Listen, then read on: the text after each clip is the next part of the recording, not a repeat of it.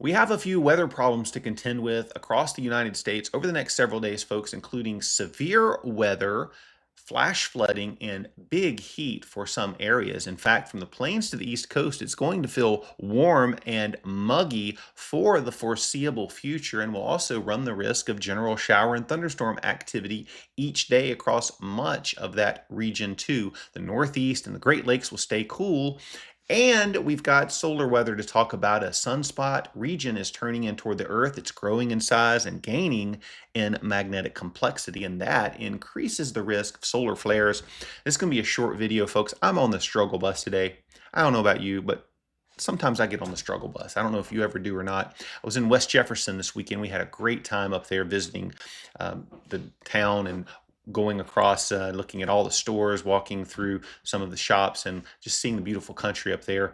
And if you ever get a chance to go into Sisters on Main, great little place. They've got a bunch of unique gifts and things like that, housewares, clothes, jewelry, other pottery, things that would be of interest to some of you.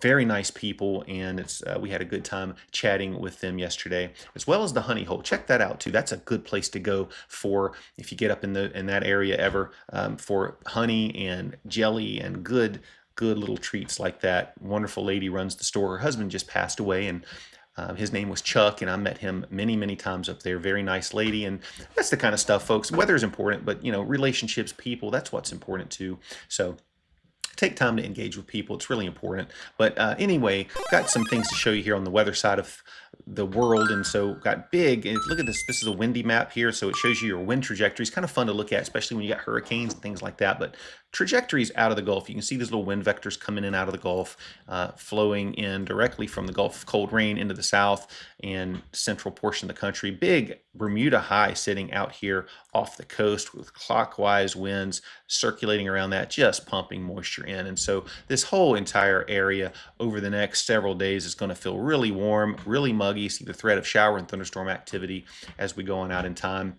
Looking at the dew points, these are the dew points. And so this is this afternoon into tomorrow afternoon into Monday. Look at this, wash, rinse, repeat. Dew points making it all the way up. There's dew points everywhere, but the big green dew points where it's really rich moisture is making it all the way up to the Canadian border. But look at this. This doesn't go anywhere over the course of the next 5 to 7 days. And so we're going to, and even beyond that, we're going to see muggy conditions prevail across the east, dry out west. Unfortunately, you guys need rain out there, and we're not going to see much of that. Cape is going to be the same story as well as yesterday. Cape developing this afternoon. Instability for thunderstorms, bright colors, stronger instability. Purple's really strong. White's extreme. Up into Montana, Central Plains, across the south, Ohio Valley, Tennessee Valley, southeast. Today, tomorrow, same story. And as we're going out into the week, it shifts a little bit toward east, toward the plains. We're going out a little farther in time. You'll see kind of the axis shift a little south here as well and migrate toward the east as more moisture comes in. We get a little cooling aloft with some of these systems working in. And so instability just continues to be in abundance across many of those same areas. Looking out at this afternoon, as we get on out into the late morning, I'm going to just go ahead and advance this up. As we get toward 4 o'clock in the afternoon, East Coast time, 4, 5, 6 o'clock. Look at this. Big shower and thunderstorm activity all out here. The radar doesn't know, or the model doesn't know exactly where these things are going to be shaping up or popping up at, but just know that along the Ohio Valley into the lower mid-Atlantic, into Florida, down across the south, into the Central Plains, we're going to run the risk of shower and thunderstorm activity, and it's going to pop up. They're going to fade out. Boundaries from those are going to interact with boundaries from other showers, and they're going to create, those boundaries are going to light up. We're going to see shower and thunderstorms through the course of the day. That same pattern is going to persist tomorrow into Monday as well. We'll have a chance here in Kansas and Oklahoma to see more organized activity as the some of these thunderstorms kind of merge together, and you get this mesoscale convective system pop up around there. But South Texas this afternoon, we start to see supercells pop out across the Bighorns into Wyoming, South Dakota, Nebraska, and really see that increase the hail, wind, and potentially tornado threat. Not a lot of tornadoes we're looking for, but we're certainly going to see a couple of supercells spin and maybe drop a funnel or two for a brief time period. That threat is from the central Montana here and toward Billings down into western Nebraska. Again, supercells, very large hail is possible. We saw some almost baseball size hail in Montana yesterday. And so we're going to see same conditions exist today. Little system working in with very cooling, steepening lapse rates as we go up. And that means the air getting colder with height rapidly, and that's good for hail production. So that will exist up here in Montana, down in towards South Dakota as well. But there's your severe weather threat. Marginal risk sort of exists around that. We could see isolated severe storms even over here into the Delmarva regions, Tidewater, Virginia. Heavy rain threat exists there too. Several inches of rain could fall out here in Kansas and Oklahoma too. So be on guard for that. As we go out into tomorrow, not much changes. Thunderstorms from the plains down to the coastal areas of the Gulf Coast through the Ohio Valley up into the lower mid-Atlantic, a little bit of rain above that, but mostly that's where your thunderstorm activity is going to be, hit or miss. A lot of scattered showers out there. So if you've got plans through the weekend, keep the plans, but just maintain vigilance and keep an eye to the sky. The severe weather threat again back from the Bighorns through South Dakota, central Nebraska. Could see supercells develop tomorrow afternoon and evening, dropping hail, big hail again up in the northern parts of this at least, and strong winds, could gust in excess of 60, 70 miles per hour, and little clusters will develop later after nightfall. Some of those will persist through the night. Again, flooding threat, Missouri, Arkansas, again from West Virginia over to northeastern North Carolina, where that boundary, you see this little boundary, this cold front kind of sits through here. It's kind of quasi-stationary, meandering around, and so we'll see that flooding threat exist there.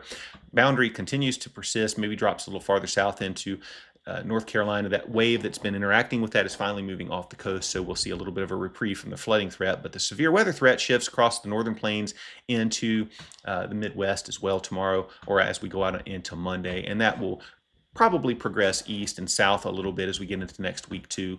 Trough, it sits up in the general troughing, ridging the upper atmosphere, but general troughing down in the Ohio Valley can be expected. And so here's your 3-day rainfall total, highest here in the Tidewater of Virginia, over the northern sections of North Carolina, southern Virginia, back into the Tennessee Valley, into the Central Plains. We can see several inches of rain along the Gulf Coast too, and then lower Minnesota working into Wisconsin and northern Iowa. These purples are basically 1 to 3 inches of rain. You start to get into the bright red. That's where you're looking at 4 or 5 inches potentially with training thunderstorms. Temperatures over the next few days cool in the Northeast and Great Lakes, where we're finding 50s and 60s up here.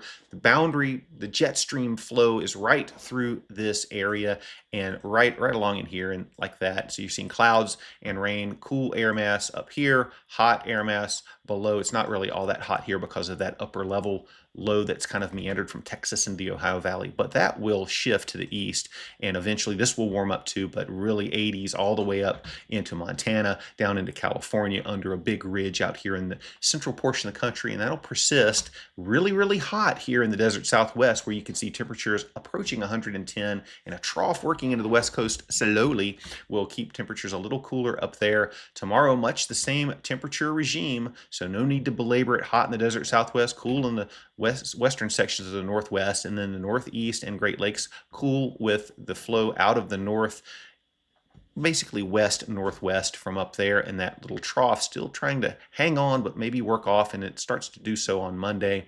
Still chilly up in the Northeast, or mild I should say, chilly compared to the 111 or 112 we're going to see out here in Death Valley, but cool in the Northwest and across the northern tier, 80s, 90s, and hundreds everywhere else, where it's going to be warm and muggy. Folks, that is your forecast for the next couple of days. Tomorrow's Father's Day, and for all you fathers, happy Father's Day. I probably won't have a chance to do a long video, but I'll have my son. We'll do a short. We do those from time to time.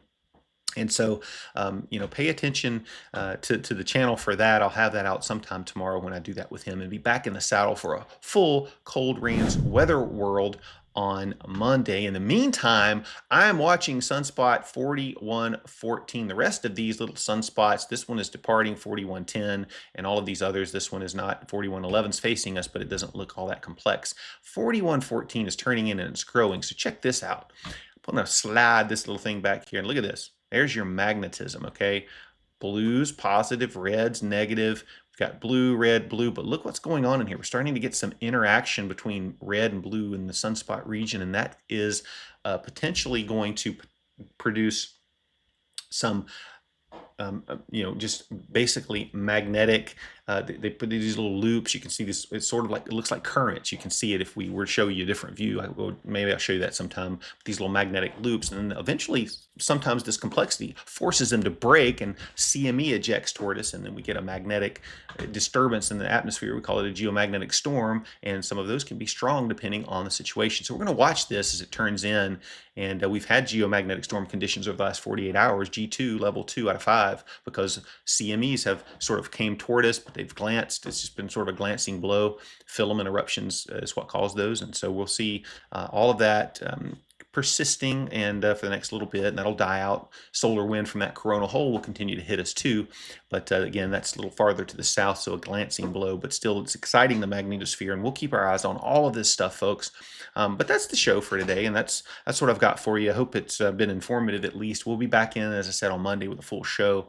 And in the meantime, hope you all have a wonderful weekend. Have a happy Father's Day. You know there's a war going on between Israel and Iran. I may talk about this sometime. I don't want to get too political on this channel. It's not really for that, but you need to pay attention to things like that because they can have ramifications in ways that you don't think about. Gas prices could go up. Supply chains could be disrupted. We saw this with COVID.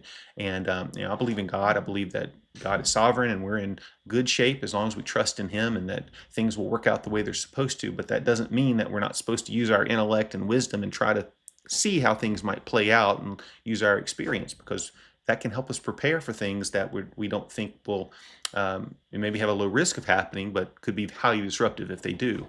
We're inundated by normalcy bias a lot, and if you don't know what that term is, it's just you probably do. You just haven't used it before, but most people just go through life thinking everything's going to continue on the way it does, and then a big event happens, you're not prepared for it. And so really need to be prepared for things that could happen. We saw that with COVID, a lot of disruptions that lasted a very long time. You went to the store, looked for toilet paper, couldn't find it. You wouldn't, tried to find hand sanitizer, was nowhere to be found. Masks, you couldn't get them. But if you'd have paid attention a little bit beforehand, you would have seen the signals for this building up and would have been able to think about some of these things. So think about that in the context of the war over there. We're not seeing anything like that right now, but if that escalates, we could start to see some issues, and maybe it's time to think about what you would do in case that happens. So things I think about that I think will help you, I'm going to tell you about it, and we may talk about that a little bit more in depth sometime. Anyway, that's it for the day, folks. Hope you all have a wonderful afternoon, and we will see you back soon.